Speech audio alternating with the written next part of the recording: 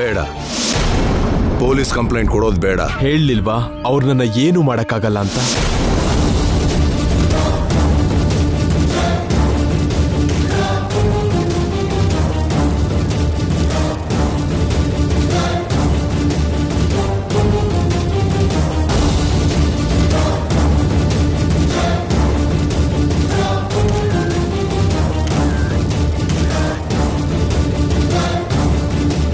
ಆನಂದ್ ವರ್ಮಾ ಅವರೇ, ನಿಮ್ ಮಗನ್ ಮದ್ವೆ ವಿಷಯದಲ್ಲಿ ಚೀಟಿಂಗ್ ನಡೆದಿದೆ ಅಂತ ಗೊತ್ತಾಯ್ತು.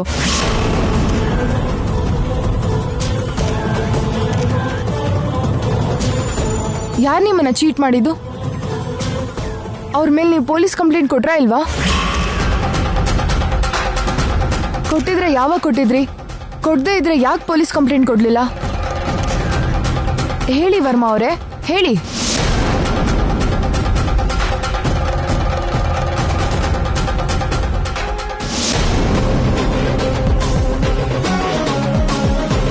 ಅಖಿಲ್, ಅಖಿಲ್,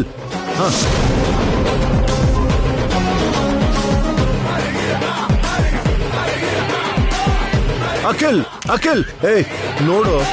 ಹಸೆ ಮನೆಯಿಂದ ಮದ್ವೆ ಹುಡುಗ ಎದ್ದೋಗಿದ್ದಾನೆ ಅಂದ್ರೆ ದೊಡ್ಡ ಚೀಟಿಂಗ್ ನಡೆದಿದೆ ಅಂತಾನೆ ಅರ್ಥ ಆಯ್ತು. ದಯವಿಟ್ಟು ಕ್ಯಾಮ್ರಾ ಆಫ್ ಮಾಡಿ.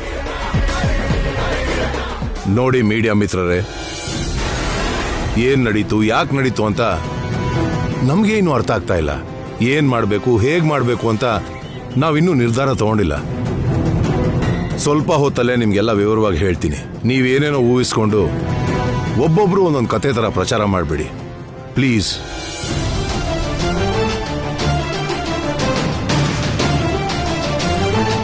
ಅಖಿಲ್,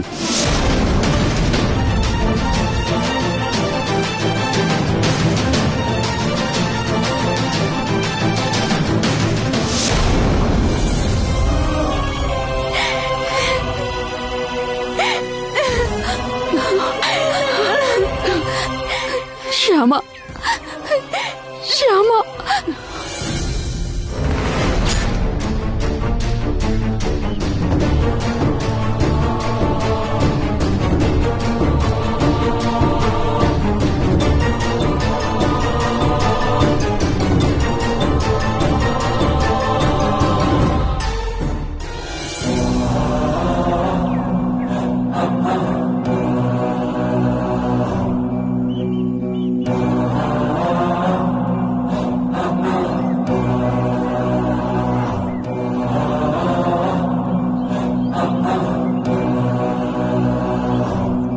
ಇಂತಹ ಪರಿಸ್ಥಿತಿ ಬರುತ್ತೆ ಅಂತ ನಾನು ಕನಸಲ್ಲೂ ಅನ್ಕೊಂಡಿರ್ಲಿಲ್ಲ.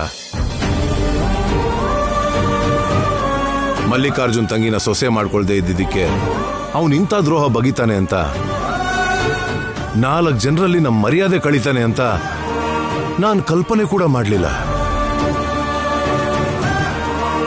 ಅವನು ಹೀಗೆ ಮಾಡಿ ನಮ್ಮ ಮೇಲೆ ಅವನು ಸೇಡ್ ತೀರಿಸ್ಕೊಂಡಿದ್ದಾನೆ ಅಂತ ಸಂತೋಷ ಪಡ್ತಿರ್ತಾನೆ. ಆದ್ರೆ ಒಂದು ಹೆಣ್ಣುಮಗು ಜೀವನನ ನಾಶ ಮಾಡ್ತಿದ್ದೀನಿ ಅಂತ ಸ್ವಲ್ಪ ಕೂಡ ಯೋಚನೆ ಮಾಡಿರಲ್ಲ. ಅವನು ಯೋಚನೆ ಮಾಡದೇ ಇದ್ರು ನಾವು ಯೋಚನೆ ಮಾಡ್ಬೇಕು ಕಣಪ್ಪ. ತಪ್ಪು ಅವನು ಮಾಡಿದ್ರು ಕೂಡ ಆ ತಪ್ಪು ಮಾಡೋದಕ್ಕೆ ಒಂದು ರೀತಿಯಲ್ಲಿ ನಾವು ಕಾರಣ ಅಂತ ನಾವು ಯೋಚನೆ ಮಾಡಬೇಕು. ನಡೆದಿದ್ರಲ್ಲಿ ಶ್ಯಾಮ ತಪ್ಪು ಏನು ಇಲ್ದಿದ್ರು ಎಲ್ಲರೂ ಮುಂದೆ ಅವಳು ತಲೆ ತಗ್ಸೋ ಹಾಗಾಯ್ತು. ಸತ್ಯ ಏನು ಅಂತ ಗೊತ್ತಾದ ಮೇಲೂ ಆ ಹುಡುಗಿ ತಲೆ ಎತ್ತಿ ನಿಲ್ಲೋ ಹಾಗೆ ಮಾಡದೆ ಹೋದ್ರೆ ಅದು ನಮ್ ತಪ್ಪಾಗುತ್ತೆ ಕಣಪ್ಪ.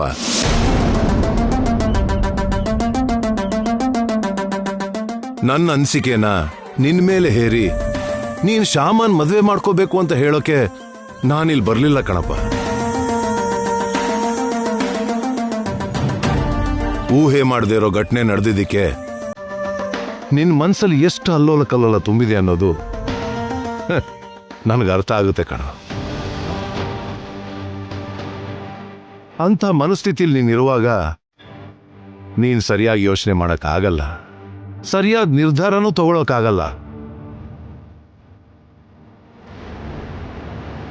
ಅದಕ್ಕೆ ನೀನು ಸರಿಯಾಗಿ ಯೋಚನೆ ಮಾಡಿ ಒಳ್ಳೆ ನಿರ್ಧಾರ ತಗೊಳ್ಳೋದಿಕ್ಕೆ ಅಂತಾನೆ ನನ್ನ ಕೈಲಾದ ಸಹಾಯನ ನಾನು ಮಾಡೋಕ್ ಬಂದಿದ್ದೀನಪ್ಪ. ನೋಡು ಅಖಿಲ್, ಈಗ ನಾನು ಹೇಳ್ತಿರೋದು ಕೇವಲ ನನ್ನ ಅಭಿಪ್ರಾಯ ಮಾತ್ರನೇ. ಆದರೆ ಇದು ನನ್ನ ನಿರ್ಧಾರ ಅಲ್ಲ. ನಿರ್ಧಾರ ಖಂಡಿತವಾಗ್ಲೂ ನಿನ್ನದೇ.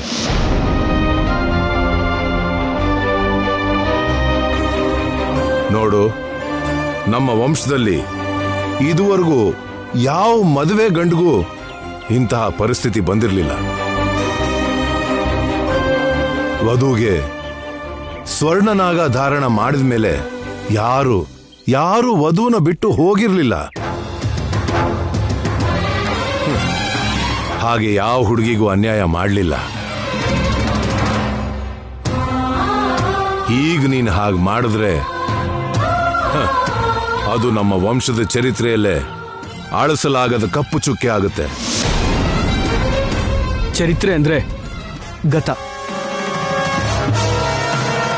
ಹಿಂದೆ ನಡೆದಿರೋದ್ರ ಬಗ್ಗೆ ಯೋಚನೆ ಮಾಡ್ತಾ ನನ್ನ ಭವಿಷ್ಯತ್ತನ್ನೇ ನಾಶ ಮಾಡ್ಕೊಂತೀರ ಡ್ಯಾಡಿ.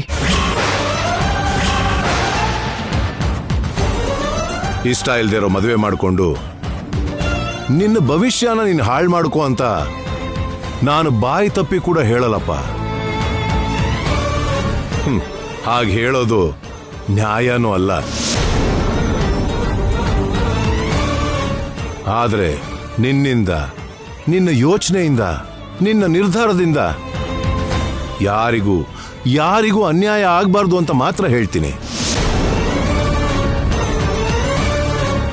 ಅಖಿಲ್, ನನ್ನ ಬಗ್ಗೆ, ನಿಮ್ಮ ಅಮ್ಮನ ಬಗ್ಗೆ ಅಲ್ಲದೆ ನಿನ್ ಬಗ್ಗೆ, ಶ್ಯಾಮನ್ ಬಗ್ಗೆ ಚೆನ್ನಾಗಿ ಯೋಚನೆ ಮಾಡಿಕೊಂಡು ಒಂದೊಳ್ಳೆ ನಿರ್ಧಾರಕ್ಕೆ ಬಾ.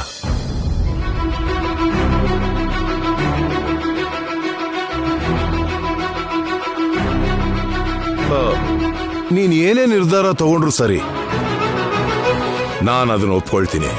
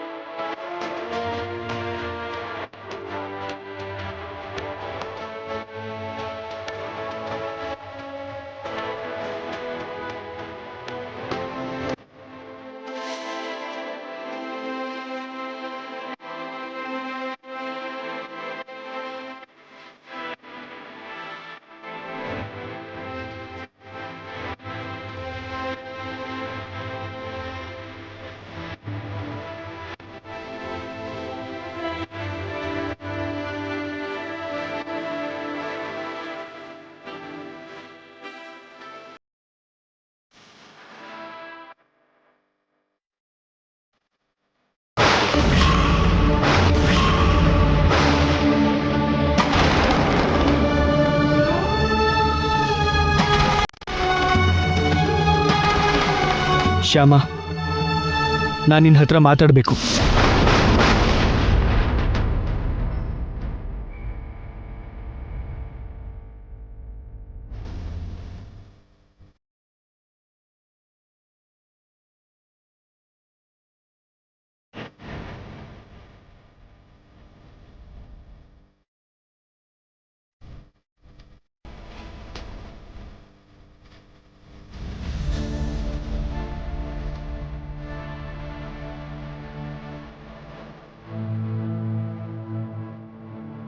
ಹೇಳಿ ಅಖಿಲ್ ಅವರೇ. ಇಂಥ ಪರಿಸ್ಥಿತಿಯಲ್ಲಿ ಮದುವೆ ಗಂಡು ಮದುವೆ ಹೆಣ್ಣು ಮಾತಾಡ್ಕೊಳ್ಳೋ ಹಾಗಾಗಿದ್ದು ನಿಜವಾಗ್ಲೂ ದುರದೃಷ್ಟನೇ. ಬಹುಶಃ ಯಾವ ಜೋಡಿಗೂ ಇಂಥ ಪರಿಸ್ಥಿತಿ ಬಂದಿರಲ್ಲ. ಮದುವೆ ವಿಷಯದಲ್ಲಿ ನೀನು ಮೋಸ ಹೋದೆ, ನಾನು ಮೋಸ ಹೋದೆ. ನಾನೊಬ್ಳು ಹುಡುಗಿನ ನನ್ನ ಹೆಂಡತಿ ಜಾಗದಲ್ಲಿ ಕಲ್ಪನೆ ಮಾಡಿಕೊಂಡು ಕಲ್ಯಾಣ ವೇದಿಕೆ ಮೇಲೆ ಬಂದಿದ್ದೆ. ಅದೇ ಥರ ನೀನು ಬೇರೆ ಯಾರೋ ಗಂಡನ್ನ ನಿನ್ನ ಗಂಡನಾಗಿ ಕಲ್ಪನೆ ಮಾಡಿಕೊಂಡು ಹಸೆಮಣೆ ಮೇಲೆ ಕೂತವಳು.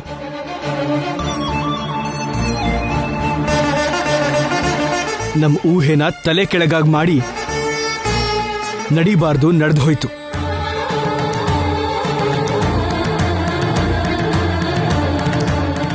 ನಡೆದಿದ್ದು ಚಿಕ್ಕ ವಿಷಯ ಅಲ್ಲ. ಥಟ್ಟಂತ ಮನ್ಸು ಬದಲಾಯಿಸಿ ನಾನಿನ್ ಕುತ್ತಿಗೆಗೆ ತಾಳಿ ಕಟ್ಟೋದಕ್ಕೆ, ನೀ ನನ್ನ ಕಿರುಬೆರಳು ಹಿಡ್ಕೊಂಡು ನಮ್ಮ ಮನೆಗೆ ಬರೋದಕ್ಕೆ.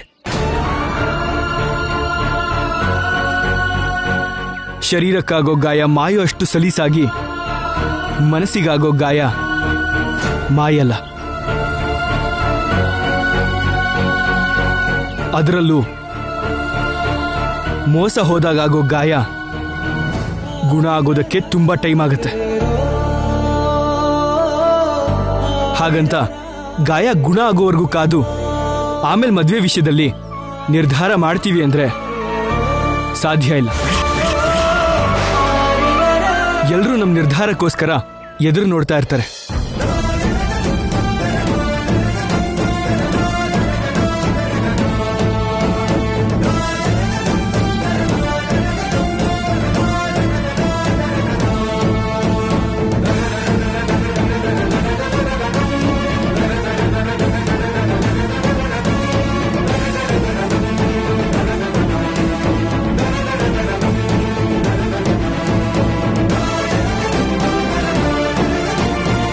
ನಾನು ತುಂಬಾ ಯೋಚನೆ ಮಾಡಿ ಒಂದು ನಿರ್ಧಾರ ತಗೊಂಡಿದ್ದೀನಿ. ನಮ್ಮ ಮೇಲೆ ಸೇಡ್ ತೀರಿಸ್ಕೋಬೇಕು ಅಂತ ಆ ಮಲ್ಲಿಕಾರ್ಜುನ ಆಡಿರೋ ಈ ಮದುವೆ ನಾಟಕಕ್ಕೆ ನೀನ್ ಬಲಿಪಶು ಆಗಬಾರ್ದು. ನಿನ್ನ ಜೀವನ ಬಲಿ ಆಗಬಾರ್ದು.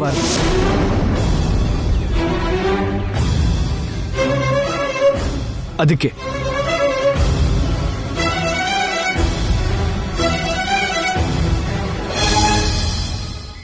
ನಾನು ನಿನ್ನ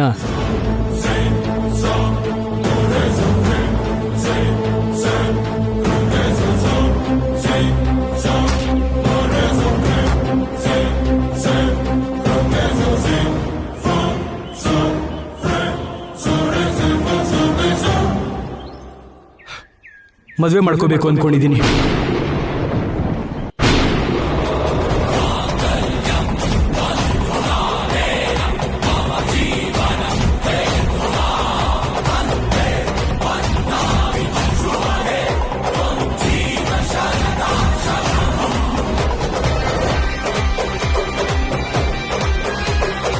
ಈ ನಿರ್ಧಾರ ನಿನಗೂ ಇಷ್ಟ ಆದ್ರೆ ಆ ಮಲ್ಲಿಕಾರ್ಜುನ ಆಡಿರೋ ಮದುವೆ ನಾಟಕಕ್ಕೆ ಸರಿಯಾಗಿರೋ ಎದುರೇಟೆ ಕೊಡೋಣ. ನಾವು ಗಂಡ ಹೆಂಡತಿ ಆಗೋಣ. ಕೃಷ್ಣಾಯ ವಾಸುದೇವಾಯ ಹರಯೇ ಪರಮಾತ್ಮನೇ ಪ್ರಣತ್ವೇಷನಾಶಾಯ ಗೋವಿಂದಾಯ. ಹೇಳು, ನಿನ್ನ ನಿರ್ಧಾರ ಏನೋ ಹೇಳು. ಬೇಡ ಕಿಲ್ಲರೆ, ಬೇಡ.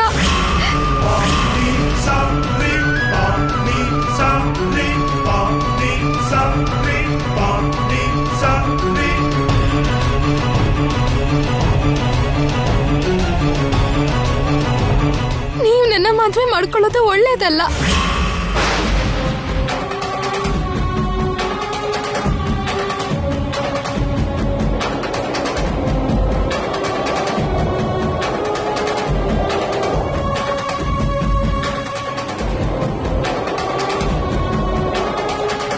ನಿಮ್ ನಿರ್ಧಾರ ಸರಿ ಇಲ್ಲ. ಯಾವ ಹುಡುಗಿ ಆದ್ರೂ ಹೋಗೋ ಮನೆಗೆ ಎಲ್ರು ಇಷ್ಟದ ಹಾಗೆ ಮನೆ ಸೊಸೆಯಾಗಿ ಹೋಗ್ಬೇಕೇ ಹೊರತು ಎಲ್ರಿಗೂ ಕಷ್ಟ ಕೊಟ್ಟು ಆ ಮನೆ ಕಾಲಿಡಬಾರ್ದು. ಕಾರಣ ಏನಾದ್ರು ಮೊದ್ಲಿಂದ ನಿಮ್ಮ ಅಮ್ಮಂಗೆ ನಾನು ಅಂದ್ರೆ ಇಷ್ಟನೇ ಇಲ್ಲ. ನೀವು ನನ್ನನ್ನ ಆ ಮನೆಗೆ ಸೊಸೆಯಾಗಿ ಕರ್ಕೊಂಡು ಹೋದ್ರೆ ನಿಮ್ಮ ಅಮ್ಮನ ಮನಸ್ಸಿಗೆ ತುಂಬಾ ಕಷ್ಟ ಆಗತ್ತೆ.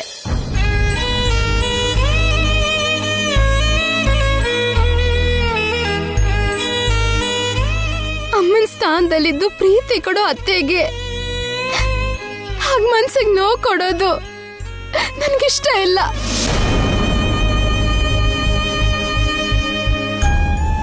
ನನ್ನಿಂದ ಯಾರಿಗೂ ಯಾವ ಸಮಸ್ಯೆನೂ ಆಗ್ಬಾರ್ದು, ಯಾರ ಮನ್ಸಿಗೂ ಕಷ್ಟ ಆಗ್ಬಾರ್ದು. ನನ್ ಬಗ್ಗೆ ಯೋಚನೆ ಮಾಡಿ, ನೀವು ಕಷ್ಟ ಪಡೋದ್ ಬೇಡ, ನಿಮ್ ಮನೆಯವ್ರಿಗೂ ಕಷ್ಟ ಕೊಡೋದ್ ಬೇಡ. ಮತ್ತೆ ನಡೆದಿರೋದ್ರಿಂದ ನಿನಗೇನು ನೋವಿಲ್ವಾ?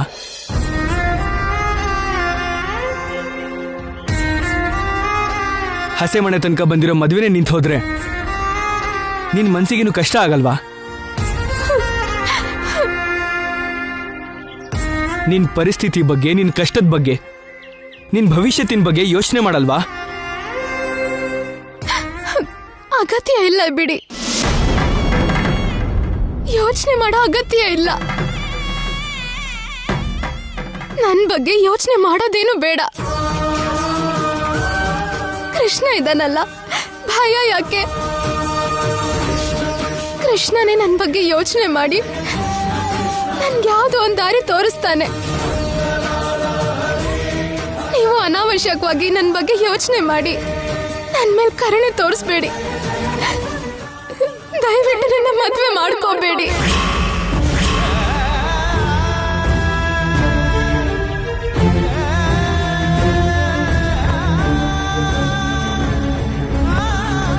ನಾನು ಕನಿಕರದಿಂದ ನಿನ್ನ ಮದುವೆ ಆಗ್ತಾ ಇಲ್ಲ, ಕರ್ತವ್ಯದಿಂದ ನಿನ್ನ ಮದುವೆ ಆಗ್ತಾ ಇದ್ದೀನಿ. ಕರ್ತವ್ಯನಾ? ಹೌದು. ನಮ್ಮ ಮನೆ ಸಂಪ್ರದಾಯದ ಪ್ರಕಾರ ಸ್ವರ್ಣ ನಾಗಾಭರಣ ಧಾರಣೆ ನಡೆದ ಮರುಕ್ಷಣನೇ ನೀ ನನ್ನ ಹೆಂಡತಿ ಆಗ ಹೋದಾಗೇನೆ.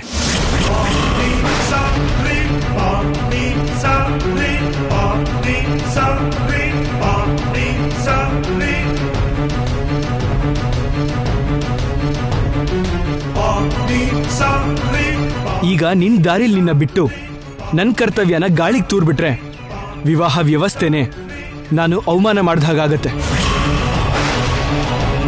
ಕುಟುಂಬ ವ್ಯವಸ್ಥೆನ ನಾನು ಗೌರವಿಸದೇ ಇರೋ ಹಾಗಾಗತ್ತೆ. ನಮ್ಮ ಪೂರ್ವಿಕರು ನಮಗ್ ಬಿಟ್ಟು ಹೋಗಿರೋ ದೊಡ್ಡ ವರ ಈ ವಿವಾಹ ವ್ಯವಸ್ಥೆ. ತಲತಲಾಂತರದಿಂದ ನಾವು ಗೌರವಿಸ್ತಿರೋ ಈ ವ್ಯವಸ್ಥೆನ, ಈ ಸಂಪ್ರದಾಯನ ನಾವೇ ನಮ್ಮ ಕೈಯಾರೆ ನಾಶ ಮಾಡೋದು ಸಂಸ್ಕಾರ ಅಲ್ಲ. ಮನುಷ್ಯನ ಇಷ್ಟ ಕಷ್ಟಗಳು ಬದಲಾಗ್ತಾ ಇರ್ತವೆ ಸರಿ, ಸಂಸ್ಕೃತಿ ಸಂಪ್ರದಾಯನೂ ಬದಲಾಗಬಾರ್ದು. ಹಾಗೆ ಬದಲಾಗದೆ ಇದ್ರೇನೆ ನಮ್ಮ ವಿವಾಹ ವ್ಯವಸ್ಥೆ ಕೂಡ ಬದಲಾಗದೆ ಇರುತ್ತೆ. ಅದಕ್ಕೆ ಎಲ್ಲ ರೀತಿಲೂ ನಾನು ಯೋಚನೆ ಮಾಡಿ ನಾನು ಈ ನಿರ್ಧಾರ ತಗೊಂಡಿದ್ದೀನಿ. ನೀನು ಕೂಡ ಯೋಚನೆ ಮಾಡಿದ್ರೆ ಚೆನ್ನಾಗಿರುತ್ತೆ.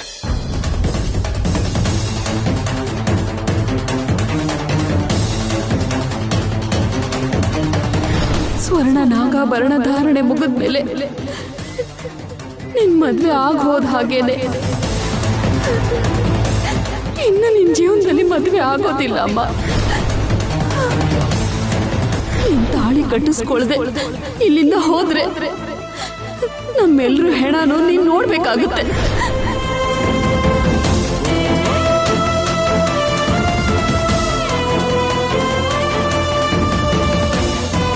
ಹೇಳು ಶ್ಯಾಮ, ಏನಂತೀಯ? ನಿಮ್ ಬಗ್ಗೆನೂ ನನ್ ಬಗ್ಗೆನೂ ಅಲ್ದೆ ವಿವಾಹ ವ್ಯವಸ್ಥೆ ಬಗ್ಗೆ ನೀವು ಅಷ್ಟೆಲ್ಲ ಯೋಚನೆ ಮಾಡಿದ್ಮೇಲೆ ಇನ್ನು ನಾನು ಯೋಚನೆ ಮಾಡ್ಬೇಕಾಗಿರೋ ಅಗತ್ಯ ಏನಿದೆ? ಆ ಕೃಷ್ಣನೇ ನಿಮ್ಗೆ ಈ ಯೋಚನೆ ಕೊಟ್ಟಿರ್ಬೇಕು ಅನ್ಕೊಂಡು ನಾನು ತೃಪ್ತಿ ಪಡೋದ್ ಬಿಟ್ರೆ ಏನು ಮಾಡಕ್ಕಾಗ್ತಿಲ್ಲ. ಅರ್ಥ ಆಯ್ತು. ನೀನು ನನ್ನ ಪ್ರಪೋಸಲ್ ಅಕ್ಸೆಪ್ಟ್ ಮಾಡಿದ್ಯಾ ಅನ್ನೋದು ಅರ್ಥ ಆಯ್ತು. Thank you so much. ಹಾ, ಇನ್ನೊಂದು ಮುಖ್ಯವಾದ ವಿಷಯ. ಇನ್ನು ನಾವಿಬ್ರು ಗಂಡ ಹೆಂಡತಿ ಆಗ್ತೀವಿ. ಆದ್ರೆ ನಮ್ಮ ಮಧ್ಯ ಗಂಡ ಹೆಂಡತಿ ಬಂಧ ಮಾತ್ರ ಇರಲ್ಲ.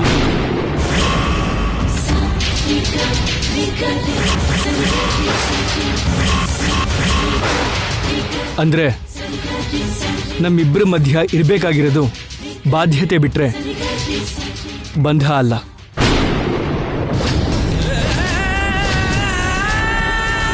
ಗಂಡನಿಂದ ಹೆಂಡತಿ ಬಯಸೋದು ಯಾವುದನ್ನು ಕೂಡ ಈಗ ನೀನು ನನ್ನಿಂದ ನಿರೀಕ್ಷೆ ಮಾಡೋ ಅವಶ್ಯಕತೆ ಇಲ್ಲ.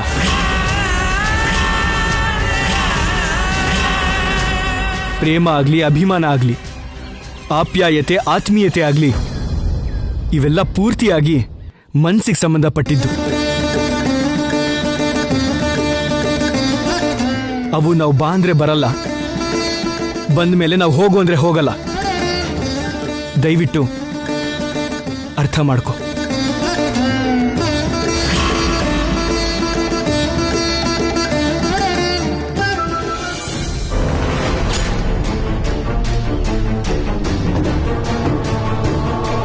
ಇದೇನು ಸಡನ್ ಆಗಿ ಪೊಲೀಸ್ ಎಂಟ್ರಿ ಕೊಟ್ಟಿದ್ದಾರೆ? ನಾನು ಇವ್ರನ್ನ ಕರೀಲಿಲ್ವಲ್ಲ? ಯಾರು ಕರೆದಿರ್ತಾರೆ?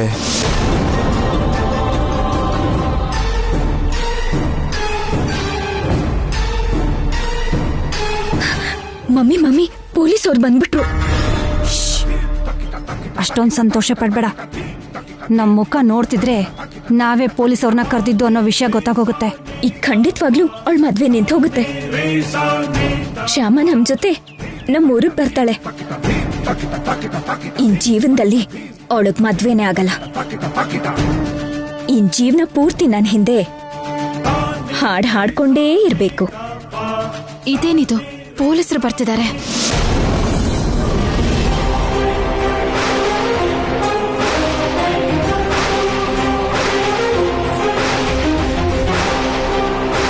ಏನ್ ಇನ್ಸ್ಪೆಕ್ಟ್ರೆ ಇಲ್ಲಿವರೆಗೂ? ನಿಮ್ ಮಗನ ಮದುವೆ ವಿಷಯದಲ್ಲಿ ಯಾರೋ ಮೋಸ ಮಾಡಿದಾರಂತಲ್ಲ?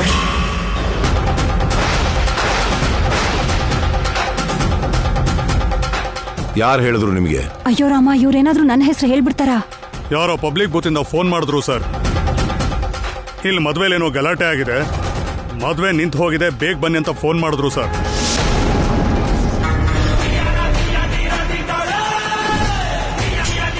ಅದು ಫೇಕ್ ಕಾಲ್ ಆಗಿರುತ್ತೆ ಇನ್ಸ್ಪೆಕ್ಟರ್ ಸರ್. ಖಂಡಿತ ಅದು ಫೇಕ್ ಕಾಲೇ ಆಗಿರುತ್ತೆ. ಯಾರೋ ನಮ್ಮನ್ ಕಂಡ್ರೆ ಆಗದೆ ಇರೋರು ಹಾಗೆ ಫೋನ್ ಮಾಡಿ ನಮ್ ಮರ್ಯಾದೆ ತೆಗಿಬೇಕು ಅಂತ ಅನ್ಕೊಂಡಿರ್ತಾರೆ. ಇಲ್ಲಂತ ಪ್ರಾಬ್ಲಮ್ ಏನೂ ಇಲ್ಲ, ನೀವಿನ್ನು ಹೊರಡ್ಬೋದು. ಇಲ್ಲಿನ ವಾತಾವರಣ ನೋಡ್ತಿದ್ರೆ ನನಗೇನೋ ಅನುಮಾನ ಬರ್ತಿದೆ. ಮದ್ವೆ ಹುಡುಗ ಹುಡುಗಿನ ಎನ್ಕ್ವೈರಿ ಮಾಡಬೇಕು. ಸ್ವಲ್ಪ ಕರೀರಿ. ಮಧುಮಕ್ಕಳನ್ನ ಕರೀರಿ ಅಂದ್ರೆ ಯಾಕೆ ಸರ್ ಸುಮ್ಮನಿದ್ದೀರಿ? Excuse me.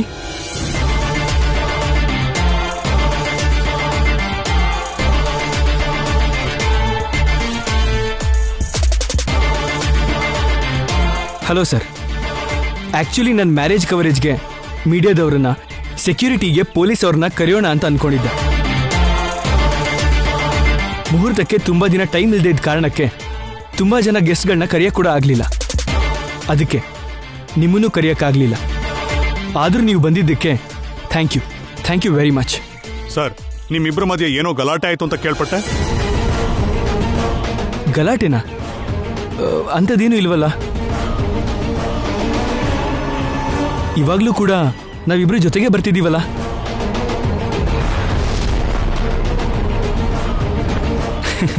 ಮದುವೆ ಅಂದಮೇಲೆ ಗಲಾಟೆ ಆಗದೆ ಹೇಗಿರುತ್ತೆ ಹೇಳಿ?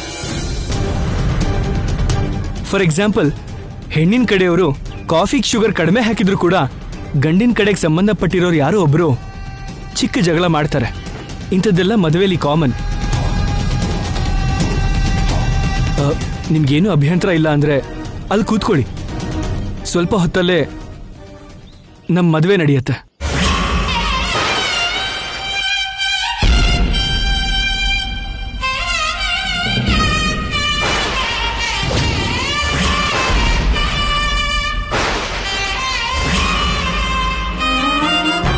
ಅಕ್ಷತೆ ಕಾಳು ಹಾಕಿ ಆಶೀರ್ವಾದ ಮಾಡಿ ಹೋಗೋರಂತೆ.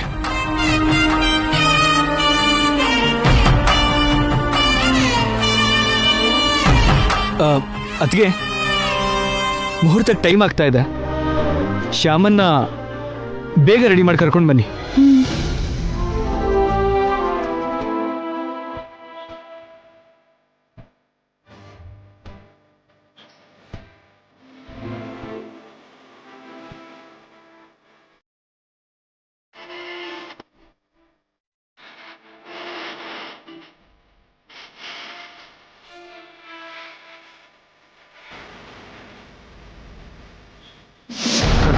ಹೇಳಿದ್ನಲ್ಲ, ಎಂತ ಪರಿಸ್ಥಿತಿ ಇದ್ರೂ ಈ ಮದುವೆ ನಡೆಯುತ್ತೆ ಅಂತ. ಅರ್ಜುನ್,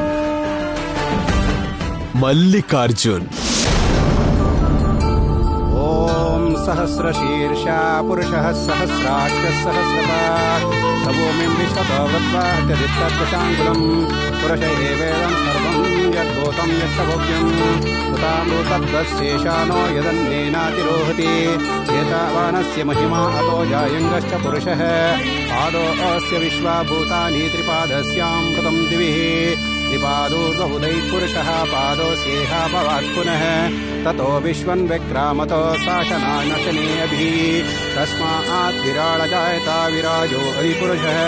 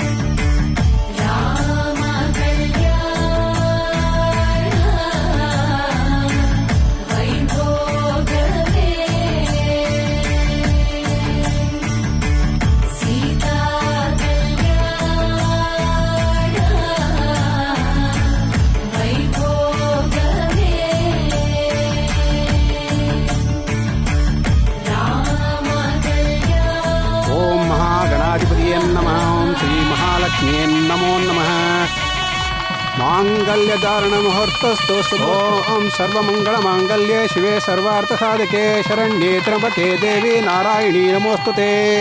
ओम मांगल्यधारणमुहूर्तस्तु सुमुहूर्तस्तु सुप्रतिष्ठितमस्तु. शतमानं भवति शतायुष्येवेन्द्रिय प्रतिष्ठति. सर्वमंगलमांगल्ये शिवे सर्वार्थसाधके ಶರಣ್ಯೇ ತ್ರ್ಯಂಬಕೆ ದೇವಿ ನಾರಾಯಣಿ ನಮೋಸ್ತುತೆ. ನೋಡಪ್ಪ, ಈಗ ಹೂವಿನ ಹಾರ ಹಾಕಪ್ಪ. ಓಂ ಶಾಂತಾಕಾರಂ ಪುರಿಕಶೇನಂ ಪದ್ಮನಾಭಂ ಸುರೇಶಂ ವಿಶ್ವಾಧಾರಂ ಗಗನಸದೃಶಂ ಏಕವರ್ಣಂ ಶುಭಾಂಗಂ ಲಕ್ಷ್ಮೀಕಾಂತಂ ಕಮಲನಯನಂ ಯೋಗಿರುದ್ಯಾನಗಮ್ಯಂ ವಂದೇ ವಿಷ್ಣುಂ ಭವಭಯಹರಂ ಸರ್ವಲೋಕೈಕನಾಥಂ.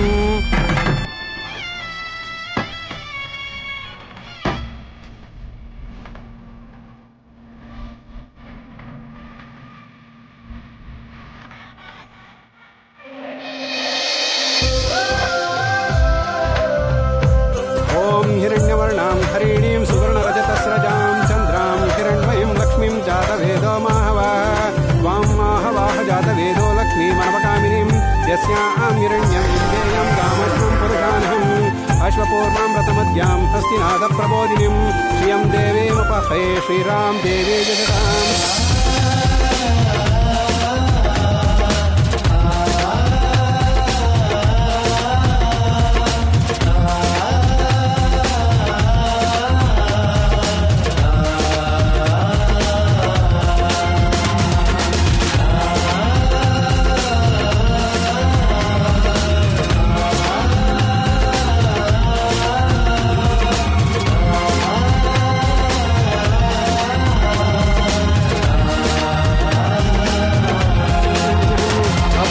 समृद्धिं च सर्वां निर्वृते मे कृतात् गन्धद्वारां दुरादर्शामि च पुष्टां करीहिणीं ईश्वरीं सर्वभूतानां स्वामी भूतत्रयस्तीं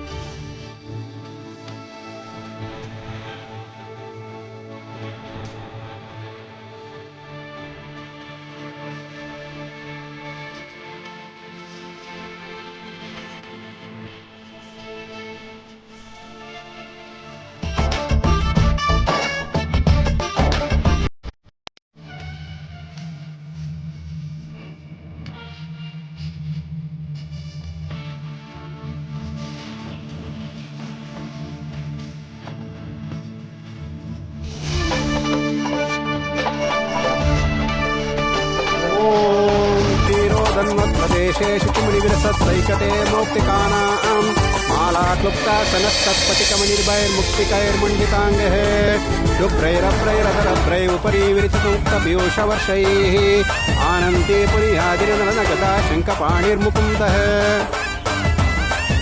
ನೋಡಪ್ಪ, ನೀವಿಬ್ರು ಈ ಹೋಮಕುಂಡದ ಸುತ್ತ 7 ಪ್ರದಕ್ಷಿಣೆ ಮಾಡಿ. ಇದನ್ನೇ ಸಪ್ತಪದಿ ಅಂತಾರೆ. ಓಂ ಭೂಪಾದೌನಾಭಿರ್ಯಸ್ಸುರದಿರಶ್ಚಂದ್ರಸೌಲೋಕಮಿತ್ರೇ ಕರ್ಣಾವಶಾಶ್ಚಿರೋ ದೌರ್ಮುಖಮುದಹದಯಸ್ಯ ವಾಸೋ ವಿಭಕ್ತಿಃ.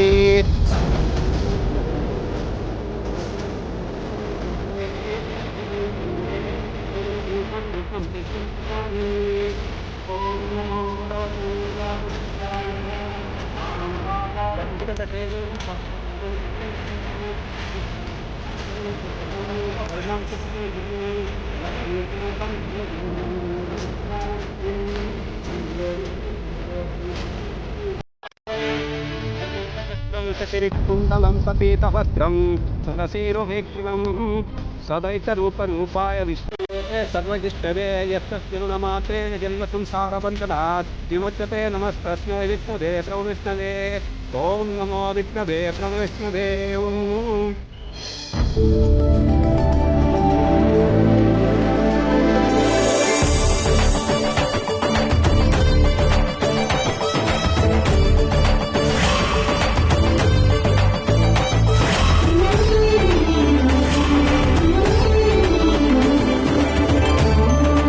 ಅಕ್ಕ, ಇಷ್ಟೊತ್ತಿಗೆ ಮದ್ವೆ ಆಗೋಗಿರುತ್ತೆ.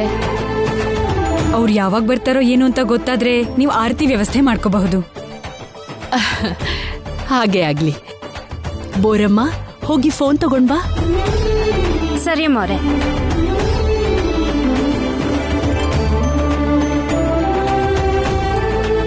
ಅಮ್ಮಾರೆ, ಫೋನ್ ತಕೊಳ್ಳಿ.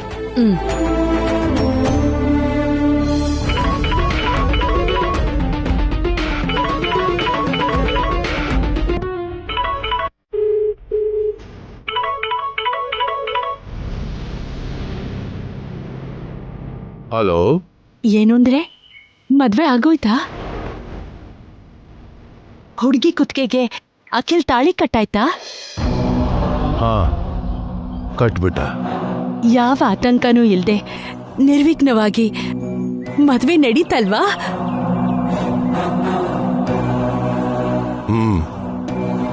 ಆಯ್ತು. ಅಮ್ಮ, ನನ್ ಪೂಜೆ ಫಲಿಸ್ತು. ಹಾಗಾದ್ರೆ ಆ ದೇವ್ರು ಕೊನೆಗೂ ಕಣ್ಬಿಟ್ಬಿಟ್ಟ. ಹೌದು, ದೇವ್ರು ಕಣ್ಬಿಟ್ಟ. ನೀವೆಷ್ಟೊತ್ತಿಗೆ ಅಲ್ಲಿಂದ ಹೊರಡ್ತೀರಾ? ಒಂದು ಅರ್ಧ ಗಂಟೆಯಲ್ಲಿ ಹೊರಡ್ತೀವಿ. ಬೇಗ ಬಂದ್ಬಿಡಿ. ಯಾವಾಗ ನನ್ನ ಸೊಸೆ ಬರ್ತಾಳೋ ಅಂತ ಆರತಿ ಮಾಡಿ ಸ್ವಾಗತ ಕೋರೋಣ ಅಂತ ನಾನು ಇಲ್ಲಿ ಕಾಯ್ತಾ ಇದ್ದೀನಿ. ಆಯ್ತು, ಒಂದು ಅರ್ಧ ಗಂಟೆಯಲ್ಲಿ ಹೊರಡ್ತೀವಿ. ಇಡ್ತೀನಿ. ಅರ್ಧ ಗಂಟೆಲಿ ಹೊರಟು ಇಲ್ಲಿಗೆ ಬಂದ್ಬಿಡ್ತಾರಂತೆ. ಬೇಗನೆ ಕರ್ಪೂರದ ಬೊಂಬೆ ಅಂತಿರೋ ನನ್ ಸೊಸೆ ಬಲ್ಗಾಲಿಟ್ಟು ನಮ್ಮನೆ ಒಳಗ್ ಬರ್ತಾಳೆ. ಹೌದು, ನನ್ ಸೊಸೆನಾ ನೀವಿಬ್ರು ನೋಡಿಲ್ಲ ಅಲ್ವಾ? ಎಂಗೇಜ್ಮೆಂಟ್ ಮಾಡಿದ್ರೆ ಅವಾಗ ನೋಡ್ತಿದ್ವಿ.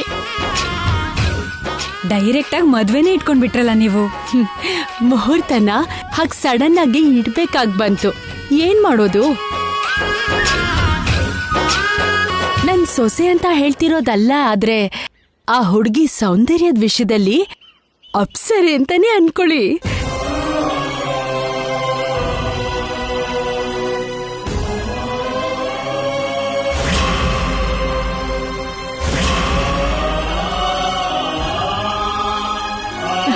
ಅಮೃತ ಶಿಲೆ ಥರ ಥಳ ಅಂತ ಹೊಡಿತಾಳೆ ನನ್ ಸೊಸೆ.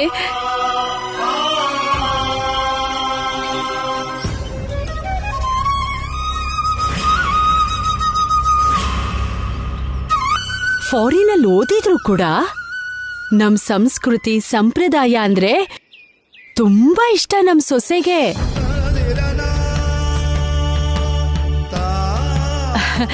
ದೊಡ್ಡವರು ಅಂದ್ರೆ ತುಂಬಾನೇ ಗೌರವ ಕೊಡ್ತಾಳೆ ನನ್ ಸೊಸೆ.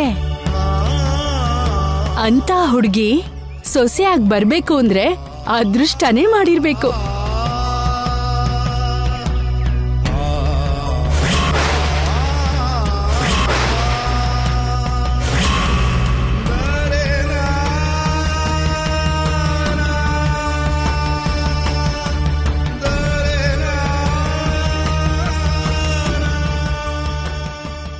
ನಿನ್ ಜೀವನ ಅಂದ್ಕೊಳ್ದೇ ಇರೋ ದಿಕ್ಕಿಗೆ ಹೋಗುತ್ತೆ. ನಿನ್ ಭವಿಷ್ಯತ್ತು ಕಲ್ಪನೆ ಇಲ್ಲದೆ ಇರೋ ಹಾಗೆ ಬದಲಾಗುತ್ತೆ. ನಂಬಿರೋರೆ ಮೋಸ ಮಾಡ್ತಾರೆ, ನಂಬಿಕೆ ದ್ರೋಹಕ್ಕೆ ಬಲಿ ಮಾಡ್ತಾರೆ.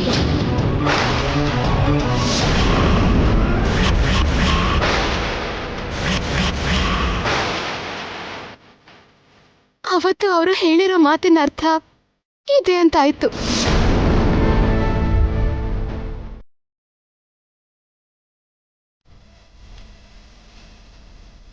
ಶ್ಯಾಮ,